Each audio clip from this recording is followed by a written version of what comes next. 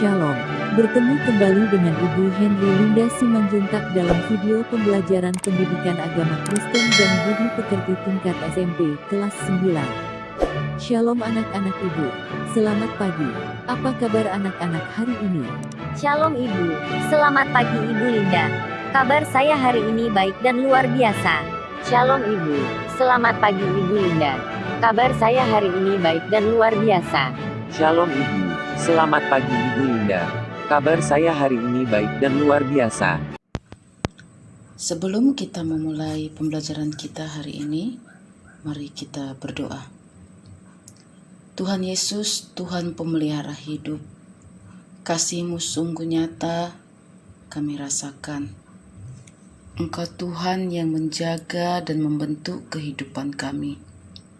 Pada saat ini, kami memohon, tolonglah kami untuk dapat mensyukuri lebih dalam akan penyertaan-Mu dalam setiap perkembangan kami, sehingga dengan Roh-Mu yang kudus, kami dimampukan untuk mengembangkan diri kami bagi pelayanan terhadap sesama seturut kehendak-Mu. Amin. Anak-anak Ibu, kita hari ini memasuki bab 11 dengan judul Pengembangan Diriku untuk Pelayanan bagi Sesama. Bahan Alkitab Matius 22 ayat 37 sampai 40 dan Roma pasal 12 ayat 1. Indikator dari materi pembelajaran kita hari ini yang pertama, menjelaskan pengertian masa remaja dan tahap-tahap perkembangan diri remaja. Kedua, menjelaskan konteks kehidupan remaja di tengah-tengah sesama. Ketiga, mengungkapkan peran serta remaja dalam pelayanan bagi sesama. Keempat, memahami pengembangan diri sebagai bentuk pelayanan untuk sesama pada masa kini. Terakhir, menjelaskan pelayanan remaja berdasarkan sikap yang arif dan bijaksana. Anak-anak mungkin pernah mendengar tentang Nick Vujicic. Dia adalah seorang pria asal Australia yang mempunyai kondisi tubuh cacat. Kisahnya sering ditampilkan di televisi karena begitu menginspirasi banyak orang di dunia. Dia tidak mempunyai kedua tangan dan kaki yang utuh. Ketika berumur 8 tahun, ia tidak dapat menerima dirinya. Ia hampir ingin bunuh diri. Tetapi, pada waktu selanjutnya, Nick sekalipun dalam keterbatasan fisiknya, ia tetap belajar untuk menemukan potensi dirinya, menerima dirinya, mengakui dan mensyukuri kasih Tuhan atas keberadaan dan keberlangsungan hidupnya.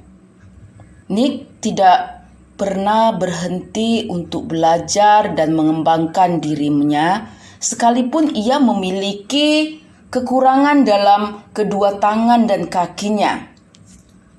Ia bermain alat musik, berenang, makan dan minum dan mengurus dirinya sendiri, menjadi motivator yang luar biasa dan menjadi berkat bagi banyak orang. Nick adalah contoh seorang yang berusaha mengembangkan dirinya dan dapat menjadi berkat bagi orang lain, bahkan dengan keadaan fisik yang tidak utuh sekalipun. Remaja Kristen masa kini dapat belajar banyak dari kehidupan Nick Vujicic yang keteladannya untuk pelayanan bagi sesama. Anak-anak Ibu, menurut kamu, bagaimana pengalaman dan pendapatmu tentang remaja?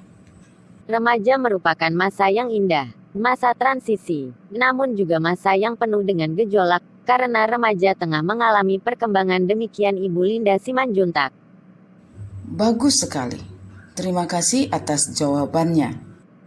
Menurut Wayne Rice, ada beberapa aspek perubahan pada diri remaja. Yang pertama, masa transisi. Dalam masa ini, remaja banyak mengalami perubahan secara fisik dan mengalami berbagai gejolak yang kadang-kadang terlihat seperti tidak normal. Misalnya, Seorang remaja begitu mudah berubah dalam waktu yang singkat. Tiba-tiba senang dan tiba-tiba merasa sedih. Tiba-tiba bersemangat dan tiba-tiba merasa tak punya semangat. Yang kedua, masa bertanya. Pada masa ini, remaja mengalami perkembangan dalam ranah kognitifnya. Umumnya mereka mulai mempertanyakan banyak hal yang sudah diajarkan kepada mereka. Ketiga, masa keterbukaan. Pada masa ini, remaja sangat terbuka terhadap ide-ide serta bimbingan. Keempat, masa mengambil keputusan. Remaja yang berada di usia 12-15 tahun belum siap untuk mengambil keputusan penting dalam hidupnya. Tetapi bagi sebagian remaja yang lain, keputusan yang penting sangat mungkin terjadi dan mungkin saja tetap berfungsi sampai pada akhir hidup. Ada beberapa keadaan tertentu yang perlu dihadapi remaja. Yang pertama, menerima keadaan fisiknya. Memasuki remaja, setiap orang akan mengalami berbagai perubahan fisik. Kadang-kadang perubahan fisik ini tidak sesuai dengan harapan diri remaja itu dan juga lingkungan sosialnya. Yang kedua, mengetahui dan menerima kemampuan diri. Masa remaja adalah masa yang produktif. Ini adalah masa yang tepat untuk belajar dan mencari tahu kemampuan diri, menerimanya, dan mengembangkannya bagi pelayanan kepada sesama. Ketiga, memantapkan kepribadian dengan nilai dan norma yang positif. Masa remaja adalah fase terpenting dalam pembentukan nilai, termasuk nilai-nilai pelayanan sosial. Pembentukan nilai merupakan suatu proses emosional dan intelektual yang sangat dipengaruhi oleh interaksi sosial. Anak-anak, kita menyadari kita berada di tengah-tengah komunitas Kristen atau gereja. Oleh karena itu, penting bagi kamu untuk memahami hakikat gereja. Dalam pembelajaran awal, bab 1, hal ini sudah banyak dibahas. Tetapi dalam pelajaran ini, kita akan kaitkan dengan pelayanan bagi sesama. Tuhan Yesus menyuruh muridnya untuk pergi dan menjadikan semua bangsa muridnya. Matius 28 ayat 19. Dan perintah untuk menjadi saksi sampai ke ujung bumi. Kisah Para Rasul 1 ayat 8. Coba anak-anak sebutkan tritugas panggilan gereja. Tritugas panggilan gereja adalah bersaksi atau koinonia, bersekutu atau marturia, dan melayani atau diakonia. Demikian Ibu Linda Simanjuntak. Benar sekali jawabannya, Nak. Terima kasih. Jadi, seluruh anggota komunitas Kristen, termasuk kamu sebagai remaja Kristen, memiliki peran yang harus dimainkan berkaitan dengan tritugas panggilan gereja. Setiap orang Kristen dipanggil untuk menjadi pelaku aktif firman Tuhan lewat kesaksian hidup di tengah lingkungan sosial. Hal ini dapat dilakukan sebagai pribadi maupun bersama orang Kristen lain, dengan menampilkan tindakan dan gerakan untuk melindungi sesama manusia serta seluruh ciptaan Tuhan. Setiap orang Kristen dipanggil untuk mengembangkan spiritualitas manusia baru yang sudah dikuduskan oleh Tuhan di tengah-tengah masyarakat. Spiritualitas seperti ini akan membangun lingkungan sesuai dengan tuntunan Roh Kudus. Spiritualitas tersebut akan memampukan orang Kristen menumbuhkan kasih yang sungguh-sungguh kepada Allah. Pada saat yang sama, secara aktif dapat peduli kepada sesama sebagaimana Tuhan melihat dan mengasihi mereka. Ada orang Kristen yang kehidupannya terpisah atau terbelah. Pada satu pihak mereka memiliki kehidupan rohani dengan tuntutan-tuntutannya di pihak lain memiliki kehidupan duniawi di dalam keluarga, sekolah, tempat pekerjaan, atau yang memiliki hubungan dengan lingkungan sosial. Hal ini tidak boleh terjadi. Kedua kehidupan itu harus dipersatukan dengan firman dan kehendak Tuhan sebagai titik rujukannya. Tadi Ibu katakan, ada orang Kristen yang kehidupannya terpisah atau terbelah. Mengapa keadaan ini tidak baik dan tidak diharapkan oleh Tuhan Yesus? Mohon penjelasannya Ibu Linda Simanjuntak. Orang Kristen yang kehidupannya terpisah cenderung menganggap bahwa kehidupan duniawi tidak ada urusannya dengan kehidupan rohani. Kehidupan orang Kristen di dunia harus diwarnai oleh kehidupan rohaninya. Sementara itu, kehidupan rohaninya pun harus realistis dan bisa menjawab banyak persoalan yang bergumul di dunia. Dengan demikian, menjadi orang Kristen bukan berarti menjauhkan diri dari dunia atau memusuhi dunia, melainkan berusaha mewarnai dunia oleh keyakinan imannya. Di pihak lain, iman orang Kristen pun harus terus dinamis dan mampu bertumbuh bersama-sama dengan tantangan dunia. Alkitab mengajarkan kepada kita bahwa Allah telah memberikan kepada kita suatu kesempatan untuk mengatasi masalah, kejahatan, dan menggapai kebaikan dan kehendak Tuhan. Untuk itu Kristus telah menebus umatnya dengan memberikan dirinya secara utuh dan harganya telah lunas dibayar.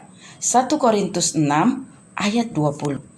Pemberian diri Kristus bagi kita manusia merupakan landasan inti komitmen Kristiani kita untuk memberikan harapan bagi lingkungan kita. Apa tujuan dari keterlibatan sosial kita di dunia? Mohon penjelasannya Ibu Linda Simanjuntak.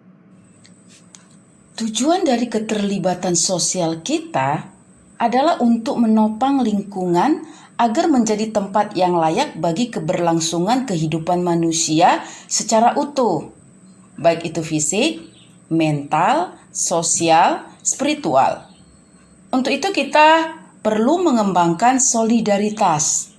Tuhan Yesus mengajarkan kepada kita bahwa kita dipanggil untuk mengasihi sesama kita. Matius 22 ayat 40 dan Yohanes 15 ayat 12. Kebenaran ini juga berlaku bagi lingkungan sosial. Kasih yang sejati adalah perintah sosial yang sangat penting. Kasih tersebut akan direfleksikan dengan cara memahami dan menghormati sesamanya dan hak-hak yang dimilikinya. Di dalam relasi dengan Allah, kasih menjadi nyata dan efektif dalam pelayanan bagi sesama. Silakan anak-anak Ibu baca dari kitab Injil Matius pasal 22 ayat 37 sampai 40. Jawab Yesus kepadanya, "Kasihilah Tuhan Allahmu dengan segenap hatimu dan dengan segenap jiwamu dan dengan segenap akal budimu. Itulah hukum yang terutama dan yang pertama. Dan hukum yang kedua yang sama dengan itu ialah kasihilah sesamamu manusia seperti dirimu sendiri. Pada kedua hukum inilah tergantung seluruh hukum Taurat dan kitab para nabi." Demikian Ibu Linda Simanjuntak. Ada beberapa tahap dalam menentukan langkah untuk memahami, menilai keadaan, mengambil keputusan, dan mendorong suatu tindakan. 3 tahapan tersebut adalah melakukan refleksi terhadap realitas yang ada. Di sini kita perlu mendengarkan berbagai pendapat yang baik dan tajam. Kemudian, melakukan evaluasi terhadap realitas tersebut dan menganalisisnya di dalam terang rencana dan kehendak Tuhan. Juga mengambil keputusan berdasarkan langkah-langkah terdahulu. Tindakan yang bijaksana memungkinkan kita untuk mengambil keputusan yang baik dan konsisten dengan keyakinan iman kita. Disinilah terlihat keterkaitan antara kearifan Kristiani dan pengembangan diri remaja untuk pelayanan bagi sesama. Akan lebih baik lagi apabila gereja kamu memiliki program-program yang melibatkan remaja. Misalnya, gereja melibatkan remaja untuk membuat karya-karya dan pelayanan bermakna bagi sesama. Remaja juga dilibatkan untuk mengembangkan bakatnya dengan membuat kerajinan tangan, membuat lagu, terampil mendengarkan sesama, menyampaikan firman Tuhan, dan lain-lain. Kehadiran orang Kristen termasuk remaja dalam kehidupan sosial dicirikan oleh pelayanannya. Pelayanan adalah tanda dan ungkapan kasih Kristiani yang dapat dirasakan dalam kehidupan keluarga, gereja, dan kehidupan sosial di masyarakat sesuai dengan kemampuan dan talenta pemberian Tuhan. Pelayanan yang dilakukan dengan baik dan tepat dapat ikut memecahkan masalah-masalah sosial. Bahkan, pelayanan sosial dapat menjadi kesaksian yang hidup dan konsisten dengan ajaran Kristiani. Ada bentuk tanggung jawab komitmen sosial yang dapat kita wujudkan. Yang pertama, komitmen untuk membaharui diri secara mental. Yang kedua, dari pembaharuan mental akan muncul kepedulian terhadap orang-orang di lingkungan kita. Kepedulian tersebut dapat membantu kita untuk memahami tanggung jawab dan komitmen kita untuk menyembuhkan lingkungan kita. Kesimpulan materi pembelajaran kita hari ini, masa remaja adalah masa transisi yang penuh gejolak, sebab secara signifikan remaja tengah mengalami perkembangan baik dari segi fisik, mental, intelektual, dan spiritual. Remaja Kristen dipanggil untuk terlibat dalam pelayanan bagi sesama yang dikasihi Tuhan. Remaja Kristen diharapkan dapat menerima keberadaan dirinya, mengetahui dan menerima kemampuan dirinya, dan dapat mengembangkan diri untuk pelayanan bagi Tuhan dan sesamanya. Anak-anak Tuhan perlu melakukan pelayanan kepada sesama dengan penuh tanggung jawab serta dengan pertimbangan secara arif. Anak-anak ibu yang ibu kasihi dalam nama Tuhan Yesus Kristus, marilah kita akhiri pembelajaran kita hari ini dengan berdoa. Terima kasih Tuhan Yesus atas pelajaran berharga di hari ini. Terima kasih atas kasih-Mu yang telah menyertai setiap tahapan proses perkembangan kami di usia remaja ini. Kiranya Roh Kudus-Mu memampukan kami untuk dapat selalu mensyukuri karya-Mu lewat pengembangan diri kami, sehingga kehidupan kami adalah kehidupan yang bertujuan untuk memuliakan Tuhan dan menjadi berkat bagi sesama kami. Kami ingin melayani dan hidup berarti bagi lingkungan kami. Ingatkan kami Tuhan, sertai dan berkati karya kami. Amin. Sampai di sini pertemuan kita hari ini. Sampai bertemu di pertemuan berikutnya. Tuhan Yesus memberkati kita semua. Terima kasih Ibu Linda Simanjuntak. Tuhan Yesus memberkati Ibu. Terima kasih Ibu Linda Simanjuntak. Tuhan Yesus memberkati Ibu. Terima kasih Ibu Linda Simanjuntak. Tuhan Yesus memberkati Ibu. Jangan lupa subscribe dan like serta share dan beri komentar yang positif. Terima kasih sudah menonton video pembelajaran ini. Semoga bermanfaat dan jadi berkat bagi semua.